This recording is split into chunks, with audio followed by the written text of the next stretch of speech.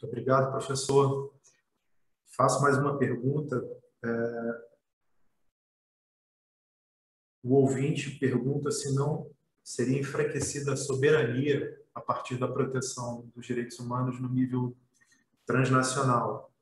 E aí me parece que existe um nó gorde colocado pela professora Ana Cláudia no livro dela, e ela comenta brevemente de que a homologação de sentença estrangeira em temas de direitos humanos ainda é algo a ser explorado e não é algo muito certeiro e previsível. Eu gostaria que os autores comentassem, que os dois expositores comentassem sobre a possibilidade de homologação de sentenças estrangeiras quando o Estado em que se pretende homologar, no caso o Brasil, não considere que o Estado estrangeiro tinha jurisdição para julgar aquele tema.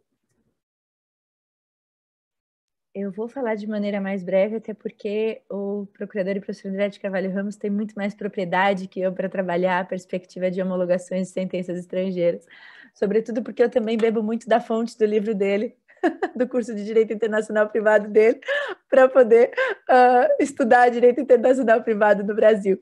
Mas, a partir da primeira pergunta, né, o primeiro ponto da pergunta aqui, se haveria um enfraquecimento da soberania, eu particularmente creio que é totalmente o oposto, né? Eu creio que o multilateralismo, a internacionalização, a adesão a tratados, elas são uma espécie de... espécie não, são a claríssima ali expressão do exercício da soberania de um Estado.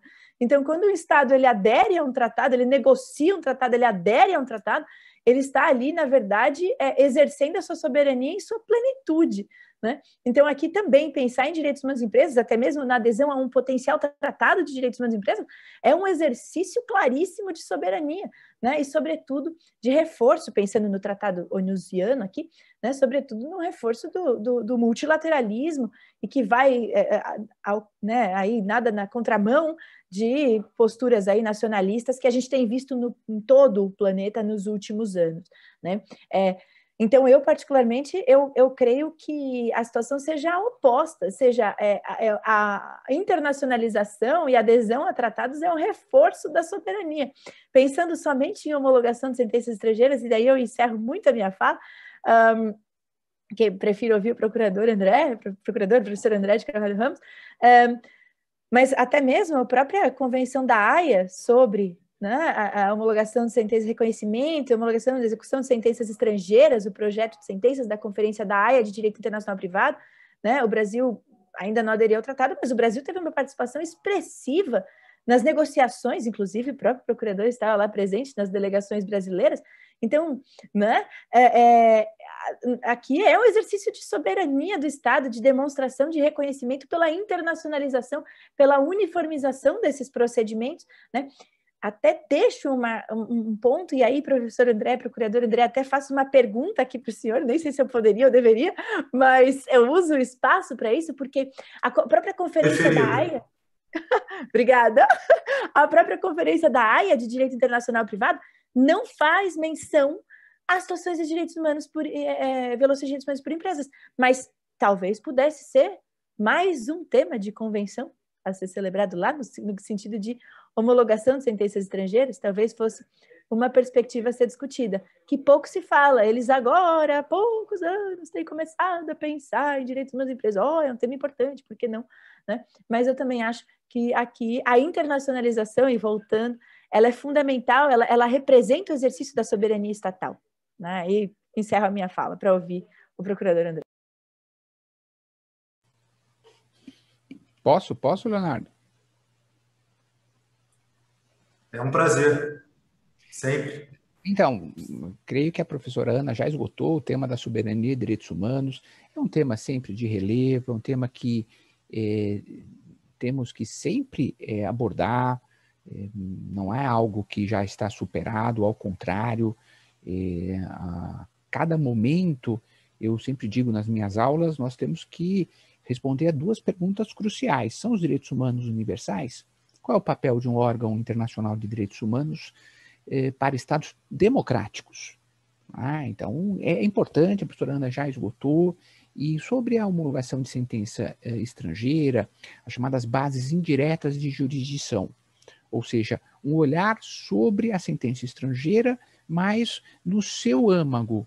O estado prolator, o estado de origem da sentença estrangeira, possuía jurisdição? É um tema que não tem muita repercussão na jurisprudência do STJ agora, com a Convenção da Haia sobre o reconhecimento de sentenças estrangeiras em matéria civil e comercial, apesar, como a professora Ana mencionou, não foi ainda ratificada pelo Brasil. A delegação brasileira, tive a honra de compor a delegação brasileira, se esforçou bastante, avançamos muito, porque o Brasil já havia aberto, entre aspas, né, o seu mercado para a circulação de sentenças estrangeiras sem nenhum tipo de reciprocidade. O Brasil, no máximo, possui no CPC a exigência de reciprocidade para sentenças de execução fiscal. E o Brasil, então, já tinha, né? Tinha muito pouco a exigir. E há casos comprovados de sentenças que o Brasil homologa, reconhece, e as sentenças brasileiras no estado de origem não têm o mesmo tratamento. Então, pelo menos, isso talvez sirva de convencimento para os nossos, né, atores políticos para apressar o trâmite, né? Pelo menos nós vamos ter, né, acesso também, as nossas sentenças vão ter um pouco mais de impulso, né? Vão circular. E sobre justamente essa questão de investigar, nós poderemos pensar no conceito sempre muito plástico e poroso de ordem pública, pensarmos que a jurisdição internacional esconde, no meu ponto de vista, sempre, né, um conflito de direitos. Porque, de um lado, eu posso estender a jurisdição de um Estado, e a jurisdição de proteção mostra essa extensão. Por outro, há, de um lado, o aumento, ou melhor dizendo, o incremento do direito de acesso à justiça. Claro, com a jurisdição de proteção, eu permito que as vítimas acedam a jurisdições que possivelmente serão mais hábeis e capazes de reparar os danos. Porém, por outro lado, a chamada jurisdição extravagante, que é uma denominação doutrinária que denomina a existência de jurisdições que não têm muitos vínculos com a causa, gerando um ônus excessivo, uma compressão excessiva à ampla defesa e ao contraditório. Poder ser processado em qualquer lugar do mundo geraria, então, um ônus muito grande. Esse vai ser o tema do meu ponto de vista. Eu olharia, por exemplo, no STJ, a jurisdição internacional sob a ótica dos direitos. Não me impressionaria, não me emocionaria, por exemplo, uma alegação de uma compressão do direito de defesa por parte de grandes conglomerados que literalmente consideram como seu mercado o globo. Então, não me emocionaria. Empresas globais têm, obviamente, estratégias globais e contam com apoios jurídicos necessários e suficientes. E, com isso, eu teria um olhar diferenciado, inclusive em relação à jurisdição internacional do Brasil. Por isso, eu já dei até a minha posição em relação à ação civil pública envolvendo o tabaco. Entendo que não é caso de jurisdição extravagante. Entendo que o Brasil tem jurisdição internacional, bases sólidas, inclusive, para justificar o exercício de jurisdição. E veremos, eventualmente, se a nossa sentença circulará, né? Isso vai ser interessante. E para, então, responder a pergunta da professora Ana, sou pessimista, professora Ana. Não vejo a Conferência da Haia de Direito Internacional Privado com essa vocação. Houve quase um esforço hercúleo para que essa convenção passasse. O chamado projeto dual não sobreviveu. O projeto dual, colegas, era um projeto único de jurisdição com circulação de sentenças. Há muita oposição de países desenvolvidos, do chamado Norte Global, a um projeto sobre jurisdição. Por quê? Porque eles têm musculatura, musculatura suficiente, têm ações unilaterais suficientes para fazer valer sua jurisdição. E tanto é que na minha obra, que a professora Ana tão gentilmente, né, utiliza, que bom, continue assim, né, nas suas aulas, eu sempre digo, não me emociona também nesse ponto, né, claro, que pregam homenagem, por exemplo, a Valadão, né, nosso líder do século XX, mas quando o Valadão escreve a faca que não corta, que o Brasil devia reconhecer que jurisdição deve acompanhar império, o Valadão escreve nos anos 30. Eu tenho até, inclusive, aqui na minha frente a livre docência dele de 32. O Brasil que mal engatinhava daquela sociedade agrária. Então, o Brasil tem musculatura também. O que o Brasil talvez não tenha é consensos, né? Eu sempre digo nas minhas aulas, né? Será que o Brasil realmente quer fazer valer as suas deliberações? Porque o Brasil, para muitos casos, o Brasil não tem igual. Por exemplo, pegue algumas multinacionais, parte expressiva dos lucros dos acionistas vem do Brasil. Então, o Brasil tem musculatura também para ações. Então, por isso eu não me emociono naquilo que eu denomino de obstinação estrangeira para fazer cumprir as nossas sentenças. Então, o Brasil hoje tem condições de fazer valer a sua jurisdição internacional.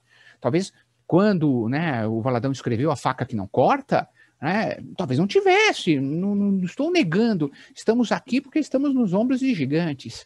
Mas cabe à doutrina brasileira se renovar-se continuamente.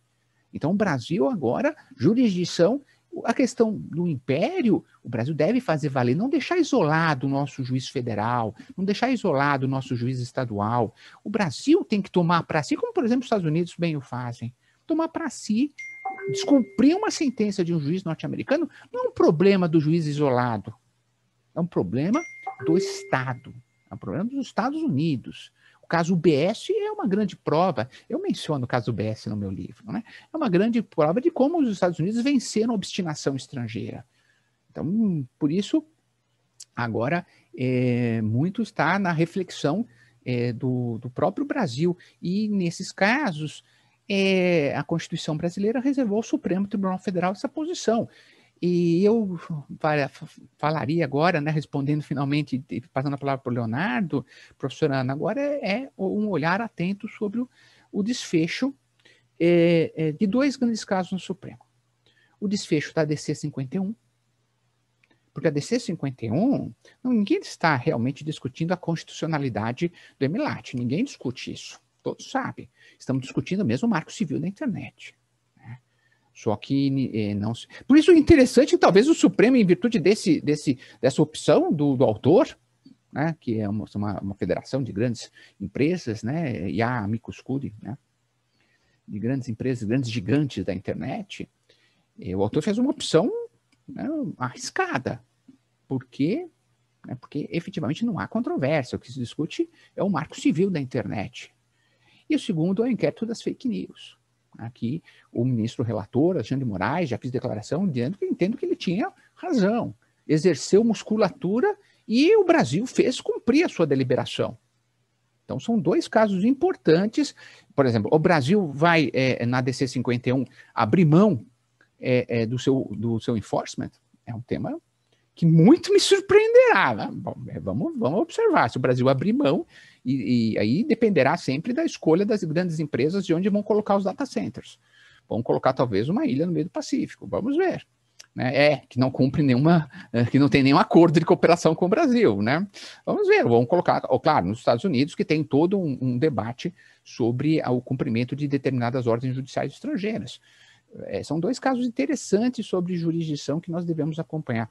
Agradeço muito aí o convite, aproveito para deixar o meu agradecimento. Um grande prazer sempre, a professora Ana sabe, um grande prazer estar com a professora Ana, sempre, conte sempre comigo, Ana. Leonardo, obrigado sempre, e o doutor Carlos Vilhena teve que se ausentar, já vi aqui no nosso chat interno, mas fica aqui meu abraço virtual e agradeço a todas e todos. Obrigado, André. Muito obrigado, Ana Cláudia. Com isso, damos encerramento e passamos à parte final do nosso evento. Gostaria muito de agradecer a participação dos nossos panelistas, de todos e todas que assistiram. Anotem na agenda. Próxima quinta-feira, 13 de maio, às 10 horas, haverá o debate sobre a proteção dos direitos humanos e do meio ambiente no financiamento por instituições financeiras de fomento ao desenvolvimento. Acesse www.mpf.mp.br/TFDC e confira a agenda completa do ciclo de webinários. Muito obrigado por participar de mais um Encontro da Cidadania, promovido por esta Procuradoria Federal dos Direitos do Cidadão. Bom dia a todos. Um ótimo dia, muito obrigada pela